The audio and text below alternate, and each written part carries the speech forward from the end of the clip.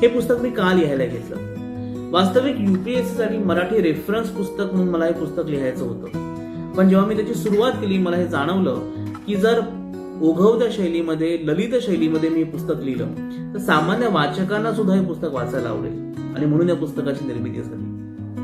मी जेव्हा जेव्हा भारताच्या इतिहासाची पुस्तकं वाचली मला हे जाणवलं की फार साचेबद्ध पद्धतीने आपण भारताच्या इतिहासाचा अभ्यास करतो आणि त्यामुळे अनेक गोष्टी मला मिसिंग वाटल्या, अनेक डॉट्स मला कनेक्ट करता आले नाहीत.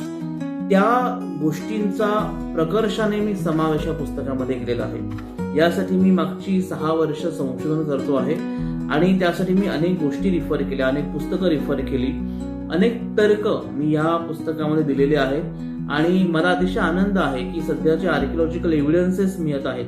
त्या एव्हिडन्सेस मध्ये हे तर्क किंवा जी कालगणना मी दिलेली आहे ती कालगणना ही त्या पद्धतीने जाताना दिसत आहे, याचा मला खूप आनंद आहे.